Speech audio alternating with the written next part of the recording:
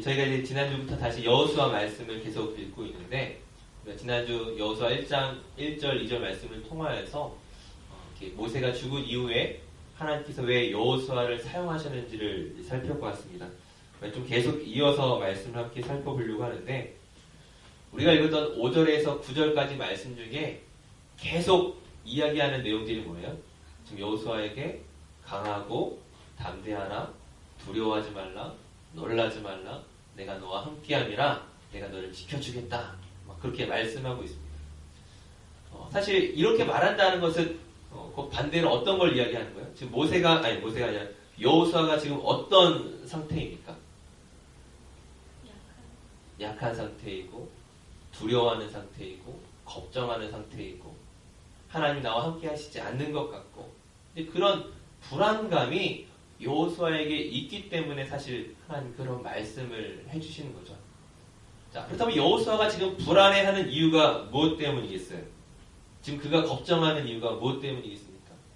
지금 모세가 죽은 이후에 이스라엘의 새로운 리더로 부름을 받았는데, 이스라엘 백성들 이끌고 가나안 땅에 들어가야 되는데, 그가 걱정하는 이유가 무엇 때문이겠어요? 그냥 우리가 겉으로 가장 먼저 생각나는 것은, 첫 번째, 나를 기다리고 있을 가나안 적들이 생각날 것입니다. 가나안 적들이 어떤 적들이에요? 무서운 적들이죠. 거기에 성을 쌓고 무기를 준비하고 이스라엘 백성들 올라오기만 해봐, 우리가 가만히 있지 않겠어. 우린 애국처럼 호락호락 당하지 않을 거야. 우린 아말렉처럼 호락호락 당하지 않을 거야. 준비하고 있는 가나안 족속들입니다. 사실 이 가나안 족속들은 철기 문명을 가지고 있고, 쇠로 된 무기를 가지고 있고, 이스라엘 백성들은 어떻게 해요? 쇠로 된 무기가 없어요. 칼과 검이 어떤 최신식의 무기가 아니라 돌무기예요, 돌무기. 사실은 전염 싸움에 있어서 비교할 대상이 아닌데, 어쨌든 그런 적들을 생각하며 두렵지 않겠습니까? 근데 사실은 이 바깥의 적보다 더 두려운 게 뭐냐면은 내부의 적이죠. 곧 우리 자신. 왜 그렇게 했어요? 여호수아가 이스라엘 백성을 누구보다 잘 알고 있습니다. 모세의 옆에서 40년 동안 이 광야 생활을 하며 살펴보았던 이스라엘 백성들, 어떤 사람이에요? 정말 쓸모없는 사람들이죠. 하나님의 기적을 경험해도 불평이 많고 불만이 많고 원망하고 시기하고 정말 지질이 말도 안 되는 그런 사람들이에요. 오죽하면 모세가 그 르비딤이라는 곳에서 반석에서 물을 낼 때 얼마나 화를 내요. 이 패역한 족속들이여, 내가 너희를 위해서 물을 낼까? 하나님 원래 명령하여 물을 내라고 했는데 모세가 화가 나서 지팡이를 막 땅에 치고 물을 냈잖아요. 물론 그것으로 인해 모세는 하나님께 징계를 받지만, 그 모세가 그렇게 분노하게끔 만드는, 어떻게 보면 성경에서 가장 온유한 사람이라고 하나님께서 말씀하셨는데, 가장 온유한 사람이 바로 이 모세다라고 이야기했는데, 그 모세가 참을 수 없어서 분노하게끔 만드는 그 이스라엘 백성들을 보면서 여호수아가 얼마나 답답했겠습니까? 내가 이것들 데리고 전쟁해야 돼? 내가 이 사람들 데리고 지금 우리를 막 기다리고 있는 저 가나안 적들 앞에 과연 전쟁할 수 있을까? 적들보다 더 두려운 게 바로 우리 자신이라는 거예요. 이스라엘 백성이라는 거예요. 참으로 기가 막힌 상황이었을 것입니다. 근데 그럼에도 불구하고 사실 여호수아가 이 광야 40년 동안 경험했던 것이 어떤 거였어요? 그가 40년 동안 경험했던 것은 적이 얼마나 강하냐, 혹은 우리가 얼마나 약하냐가 중요한 게 아니었다는 거예요. 여호수아가 그거를 너무 잘 봤잖아요. 모세의 옆에서 하나님께서 모세를 통하여 어떻게 일하시는지 그 누구보다 옆에서 잘 봤잖아요. 그걸 알고 있는 여호수아라면 사실 걱정하면 안 되잖아요. 그걸 알고 있는 여호수아라면 적들이 강한 거 상관없어요. 우리가 얼마나 어리석은가, 얼마나 불평이 많은가, 얼마나 모자른 사람인가 중요하지 않잖아요. 그런데 여호수아가 왜 걱정하고 있을까요? 한 가지 더 이유를 발견하게 된다면 하나님께서 여호수아에게 뭐라고 말씀하세요? 내가 너와 함께함이라. 저는 이 단어에 사실은 여호수아의 걱정과 불안이 다 담겨져 있다라고 생각합니다. 무슨 말이냐면 하나님께서 모세와 함께 하셨을 때, 하나님께서 모세를 도우실 때에 애굽은 전혀 문제가 되지 않아요. 아말렉은 문제가 되지 않아요. 이스라엘 백성들의 어리석음도 문제가 되지 않아요. 그런데 지금 그 모세가 없는데 하나님께서 모세와 함께 하셨던 것처럼 과연 나와도 함께 하실까? 그것이 걱정인 거예요. 모세가 있을 때는 걱정하지 않았어요. 하나님 우리 편이라고 믿었으니까. 하나님 모세와 함께 하시고 모세를 도울 거라는 걸 믿었으니까는 걱정하지 않았는데 하나님이 나를 믿으실까? 하나님이 나를 인정하실까?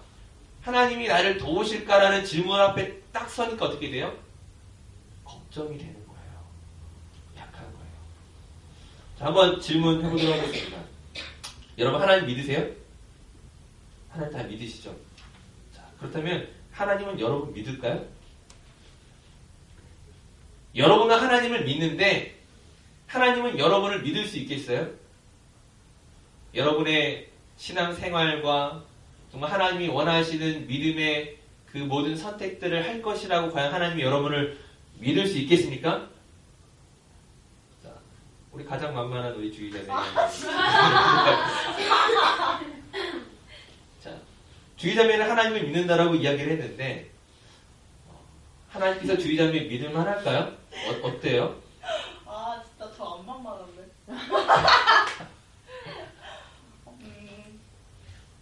믿을만해요? 잘 모르겠어요? 아까 방금 뒤에서 영상 문제가 막 이랬어요. 절대 믿을 수 없어. 내가 하나님이라면 절대 믿을 수 없어. 네. 지은자매, 하나님이 지은자매 믿을 수 있을까요? 믿을 수 있을까요? 정말? 정말? 네? 정말?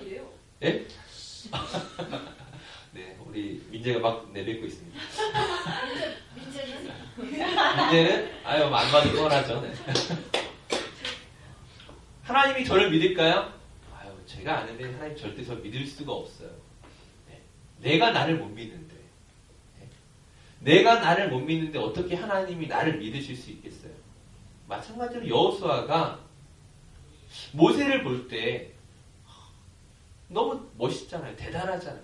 사실은 이 80년 동안 하나님께 준비되고 훈련받았던 그 모세, 애굽의 왕자로 태어나서 40년을 살고 또 40년을 광야에서 보내면서 훈련받았던, 그래서 가장 온유한 사람이라고 칭함받는 그 모세니까 그나마 하나님이 사용하셨을 것 같은데 어떻게 보면 40년 동안 아니 뭐 그 광야에서 뭐 그냥 그렇게 평범하게 살아왔던 자신이 이스라엘 백성을 이끈다고 생각할 때 하나님이 나를 믿으실까? 하나님 나를 어떻게 이뻐하실까? 나를 도와주실까? 자신감이 없는 거예요. 하지만 여러분들에게 오늘 말씀을 통하여 이야기하고 싶은 것은 저는 그런 두려움이 여호수아가 가지고 있는 그 불안이 그가 리더가 될 수 있었던 가장 큰 이유라고 생각합니다. 자, 만약 반대로 여호수아가 정말 자신만만해서 하나님 모세와 함께 하셨던 것처럼 이제 나와 함께 하실 거니까 저 가나안 족속들 기다려봐, 내가 다 쓸어줄게, 자신만만해서 만약에 가나안으로 간다고 생각해보세요. 과연 어떤 일이 벌어질까요? 제가 장담하건대 여리고성 넘지 못합니다. 하나님 나와 함께 하실 거야, 하나님 날 도와주실 거야, 여리고 또한 아무 문제 아니야. 아니요, 여리고성조차 넘지 못할 거예요. 왜 그러냐면 믿음이란 무엇이냐? 믿음이란 내가 하나님을 믿은 것처럼 우리는 이야기하고 있지만 그 믿음의 출발은 어디냐면은 하나님의 은혜거든요. 내가 자격 없음에도 불구하고 내가 정말 하나님의 은혜와 사랑을 경험하기에 합당한 사람이 아님에도 불구하고 나를 선택하시고 붙들어 주시고 안아주시는 그것이 은혜라는 거예요. 내가 하나님을 믿는다가 아니라 하나님이 내 편이 되어주는 거죠. 하나님께서 나에게 찾아와 주시는 거예요. 난 자격이 없는데, 나는 정말 연약하고 넘어지고 실패할 수밖에 없는데 하나님이 나에게 와주시는 것, 바로 그것이 은혜라는 거예요. 그 은혜를 아는 사람이 가난한 것들 아무것도 아니야, 내가 다 처리할 수 있어, 그렇게 말할 수가 없다고요. 하나님 나를 도와주실 거야. 하나님이 나를 도와주셔야 되는 게 먼저가 아니라 출발은 내가 하나님의 편인지 먼저 확인을 해야 된다는 거예요. 하나님을 내가 원하는 방식으로 끌어당기는 것이 아니라, 하나님을 나의 도구처럼 사용하는 것이 아니라, 내 입맛대로 하나님을 사용하는 것이 아니라 정말 하나님이 나를 붙드실 만한 것인지, 내가 하나님께 정말로 매여 있는지 붙들려 있는지 그거를 겸손하게 돌아봐야 된다는 것이죠. 여호수아가 나는 약한데, 지금 그에게 믿음이 없는 게 아니에요. 그가 지금 두려워하는 것이 적들을 두려워하고 이스라엘 백성을 걱정하는 것이 아니라, 나 같은 사람을 통하여 하나님 과연 무슨 일을 하시겠습니까? 라는 그 두려움 가운데 있을 때 하나님 그에게 찾아와 주셔서 말씀하시는 거죠. 여호수아야, 강하고 담대하라. 놀라지 마라. 두려워하지 마라. 내가 너와 함께 해줄게. 내가 너와 함께 하는 것들을 기다리고 있구나. 내가 함께 해줄게 라고 말씀하시는 거예요. 그 말씀을 따라 가나안을 향하여 나아가는 것입니다. 오늘 저와 여러분에게 있어서 이 세상을 향해 나아갈 때에 하나님께서 과연 나를 도와주실까? 하나님께서 당연히 나를 도와주어야만 해라고 생각하지 마세요. 그것이 먼저가 아니라 내가 하나님의 도움을 구하며 잠잠히 기다리는 것입니다. 겸손한 자에게 은혜를 주시고, 갈망하는 자에게 은혜를 주시고, 소망하는 자에게 은혜를 주시는 그 하나님을 우리 모두가 경험했으면 좋겠습니다.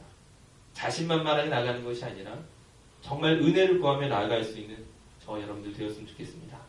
오늘 말씀을 생각하시고 우리 찬양의 가사를 생각하시면서 함께 찬양하도록 하겠습니다. 의지했던 모든 것 변해가고, 억울한 마음이 커져가네. 부끄럼 없이 살고 싶은 마음 주님 하시네. 모든 일을 선으로 이겨내고, 죄의 유혹에 따르지 않네. 나를 구원하신 영원한 그 사랑, 이신 그대 나를 드시네. 나를 주어진 내 삶이 작게만 보여도 선하신 주 나를 이끄신 보내. 우주심을 보시는 주님만 나은혜, 나 택하신 주 말을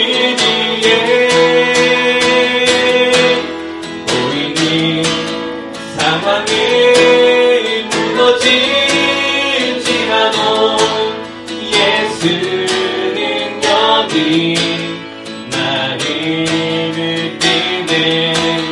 보이지 않아도 주님만 따르네. 내 평생 주님을 노래하리라. 주어진 내 삶이 나에게만